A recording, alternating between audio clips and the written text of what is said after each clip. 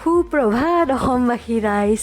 আজি আমি যাবলৈ ওলাইছোঁ হেভেলগ আইলেণ্ডৰ পৰা নীল আইলেণ্ড মানে স্বৰাজ দ্বীপৰ পৰা শ্বহীদ দ্বীপলৈ।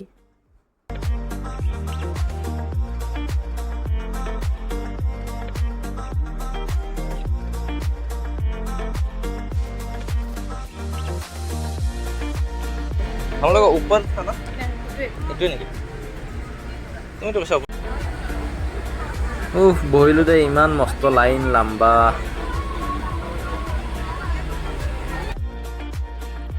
আৰু ইয়াতে আপোনাৰ দুটা টাইপৰ ফেৰী পায় এটা হ'ল গভৰ্ণমেণ্ট এটা হ'ল আপোনাৰ প্ৰাইভেট গভৰ্ণমেণ্টটো বহুত দেৰি লাগে আহি পাওঁতে অহাতে যোৱাতে গভৰ্ণমেণ্টটো মানে টাইম লয় আৰু কিন্তু ভাড়া কম বহুত কম আৰু এটা আছে প্ৰাইভেট অৰ্গেনাইজেশ্যন প্ৰাইভেট কোম্পানীকেইটাৰ কি ভাল পটকৈ যাই পায় আৰু গভৰ্ণমেণ্ট ফেৰীকেইখনৰ অনলাইন বুকিং নাই তাৰমানে অফলাইনত আমি লাইনত ধৰি বুকিং কৰিব লাগে তো আমি সেইকাৰণে অনলাইনে বুক কৰিছোঁ প্ৰাইভেট ভাড়া অলপ বেছি গৈছে আৰু একো নাই আৰামত যাই পাইছোঁ ভালে ফেৰীৰ পৰা নামিলোঁ এতিয়া লাগেজ ল'ব গৈ আছোঁ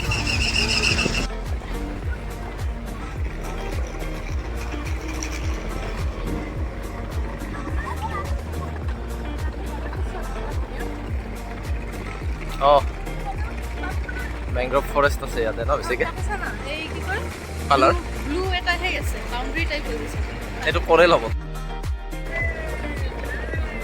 হোটেল কিমান দূৰ 800 মিটাৰ জিটিৰ বাহিৰৰ পৰা 800 মিটাৰ সৰি 800 নহয় 80 মিটাৰ আমি হোটেলত লাগেজ চাগেজ থৈ ওলাই আহিলোঁ এতিয়া আমি যাই আছোঁ লক্ষ্মণপুৰ বিচত ইয়াতে নেচাৰেল ব্ৰিজ আছে এখন মানে সেই কৰেলেদি বনোৱা অট'মেটিক হৈ গৈছে এইখন লক্ষ্মণপুৰ 2 বিচ ইয়াতেহে নেচাৰেল ব্ৰিজ আছে তাৰমানে লক্ষ্মণপুৰ 1 আছে সেইখন আমি অলপ পিছত যাম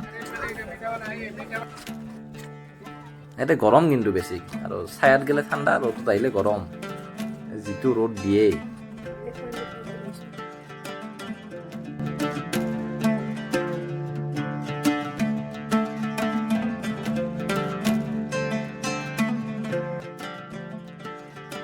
অলপ খোজকঢ়াৰ পিছত আমি ফাইনেলি আহি পালোঁ আৰু নেচাৰেল ব্ৰিজখন আৰু এটা কথা ইয়াতে আপুনি এণ্ট্ৰি কৰাৰ লগে লগে না পিছফালৰ পৰা সেইকেইটা দৌৰি আহিব গাইডকেইটা অলপমান এইখিনি জেগা দেখুৱাৰ কাৰণে সিহঁতে 1500 টকা লাগে সিহঁতক আৰু মিনিমাম 1500 নিদিলে 1200 মানি যায় আৰু কিন্তু আমি গাইড চাইড লোৱা নাই পিছে গৈ আছোঁ বেলেগে গাইড লৈছে আমি পিছে গৈ আছোঁ বেলেগে পইচা খৰচ কৰিছে আমি শুনি আছোঁ আৰু তো ইয়াতে একো গাইড ল'বৰ প্ৰয়োজন নাই আৰু আমাৰ নিচিনাকৈ বদমাচি অলপমান কৰি বেলেগৰ পিছে ভৰি থাকিলে হ'ল আৰু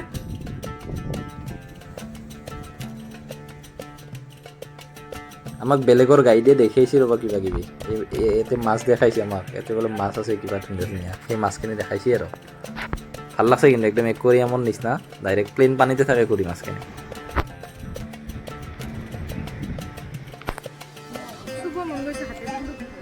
নালাগে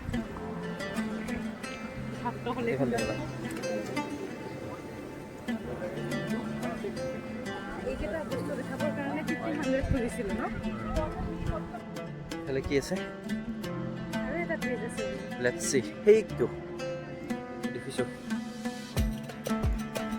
এইটো হ'ল ব্ৰেইন কৰেল এইটো ন এইটো ব্ৰেইন কৰেল আৰু জিন্দা এইকেইটা জিন্দা কৰেল চব এইবিলাকে কৰেল এইটোক চুই দিলে মৰি যায় ব'লা যাওঁ বোলো ইয়াৰ পৰা নাই আৰু আমাৰ গোটেই আন্দামান ট্ৰিপটো কিবা মজা লাগি গৈছে চাই কিন্তু আৰু একদিন আছে বাকী মজা লাগি গৈছে একদম যাবই মন যোৱা নাই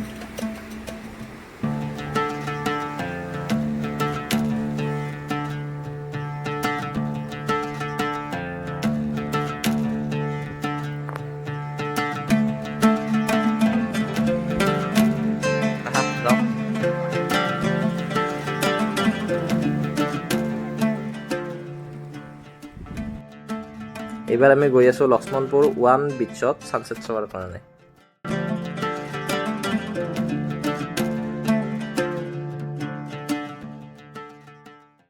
আমি লক্ষ্মণপুৰ 1 বিচখন আহি পালোঁ আৰু আপোনালোকে যদি গাড়ী লৈ আহে তেতিয়াহ'লে ইয়াৰ পৰা খোজকাঢ়ি যাব লাগিব। এইটো হ'ল ইয়াতে কাৰ পাৰ্কিং। কিন্তু যদি স্কুটি লৈ আহে এটা ভাল কি ইয়াতে একদম জেগা লৈ যাব, একদম বিচৰ ভিতৰতে সোমাই দিব পাৰিব যদি ইচ্ছা কৰে। ত' সেইকাৰণে প্ৰেফাৰ মানে স্কুটি লৈ অহাটো বেছি ভাল। যদি দুজন অকলে আহে, ফেমিলি লৈ আহিতো বাৰু কথা নাই, এই মানুহকেইজনৰ নিচিনা খোজকাঢ়ি যাব লাগিব আৰু। ত' ইয়াতে বাইক পাৰ্কিং আছে বা স্কুটি পাৰ্কিং একদম ওচৰতে আৰু মাৰ্কেটখনত। ত' বিচৰ ওচৰত ধুনীয়া মাৰ্কেটো আছে, পামেই আৰু গৈ গৈ। স্কুটি লৈ আহিব চবে, স্কুটি নহ'লে বহুত দূৰত নমাই দিয়ে। স্কুটিটো ভাল চবতকৈ একদম বেষ্ট। বহুত দূৰ খোজকাঢ়িব লাগে। এইখনে কি পৰে এইটো ইপিনেহে হ'ব। লক্ষ্মণপুৰ, সেইটো ফালে হ'ব চামথিং। তাতে যাম তাকেতো এতিয়া জাষ্ট এইটো চাওঁ চাৰ পৰা এইখন।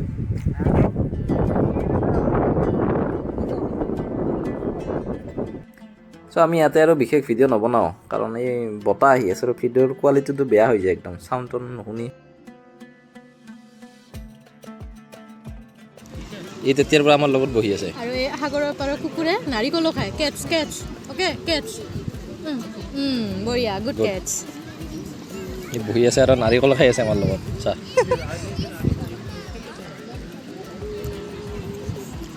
ভাত খোৱা নে নাই? হা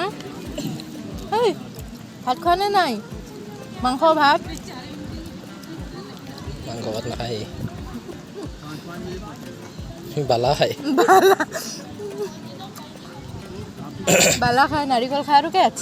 অ'কে ল নাই মিছ।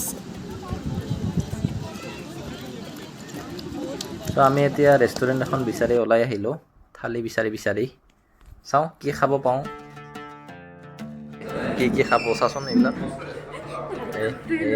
এই ৰাক্ষসটোৱে লবষ্টাৰ খাব আহিছে। এই ৰাক্ষস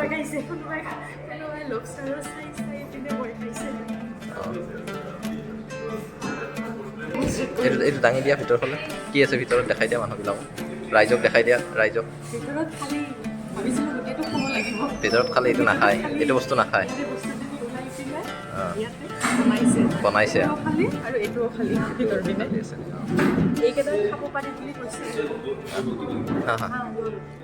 কবি দিজিয়ে এইটো চেল হয়, জাষ্ট দেখাবা। তো আজিৰ খানাটো এই থালি নাপালোঁ ন, বিনা থালি। এতিয়া আমি নীলৰ পৰা পৰ্ট ব্লেয়াৰত গৈ আছোঁ। ইয়াতে দুটামান কথা মনত ৰাখিব লগা নীলত আহিলে। একটা হ'ল ইয়াৰে চেক ইনটো অলপমান ভিতৰত আছে, দোকানকেইখনৰ পিছফালে আছে, সেইটো দেখা নাপায়। এইটো মই দেখাই দিব পাৰিলে ভাল আছিল, কিন্তু মোৰে দৌৰা লাগি গ'ল ন, কেনে নহ'ল। ত' তাত প্ৰথমতে চেক ইন কৰাই ল'ব। আৰু আজি আমি এতিয়া পৰ্ট ব্লেয়াৰলৈ ৰিটাৰ্ণ হৈ আছোঁ। ত' আমি আকৌ পৰ্ট ব্লেয়াৰত লগ পাই আছোঁ।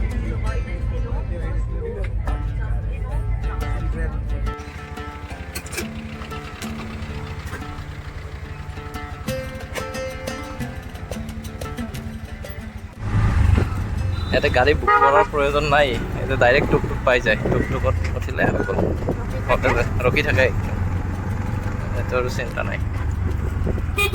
আমি বুক কৰিছিলোঁ, তেওঁ অহা নাই, সেইকাৰণে আমি টুকটুকত গুচি আহিলোঁ।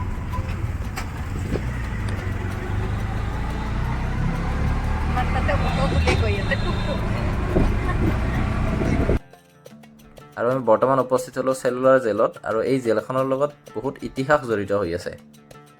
আৰু এই জেলখন 1896 চনৰ পৰা 1906 চনৰ ভিতৰত মানে বনাই ওলাইছিলে। এই জেলখন বনোৱাৰ উদ্দেশ্য এটাই আছিল যে ভাৰতত যিখিনি ফ্ৰীডম ফাইটাৰ আছিলে তেওঁলোকক যাতে আমাৰ মানে একদম সাগৰৰ মাজত আনি বন্ধ কৰি থৈ দিব পাৰে, যাতে তেওঁলোকে পৰা ওলাই যাব নোৱাৰে আৰু আনি কিনে টৰ্চাৰ কৰিছিল আৰু শাস্তি দিছিল বহুত। আৰু ইয়াতে বীৰ সাভাৰকাৰক বন্দী কৰি ৰাখিছিল বহুত বছৰ ধৰি। আমি এটা চেল চাম এতিয়া ভিতৰত, সেইটো চাম, তাৰে আগতে বেলেগ এটা চাম, এইটোতো চাম। এনেকুৱা আছিল বাপৰে, এইফালে কি দিছিল এইফালে খানা দিছিল এইফালে খানা আছিল ন এইফালে খানা এখন জেল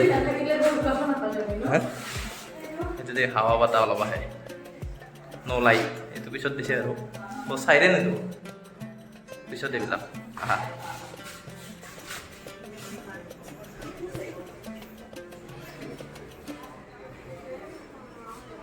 এইটো লক ন এইটো লক এই আৰু চালো এতে দিছিল ন এতে পানিছমেণ্ট দিছিল এতে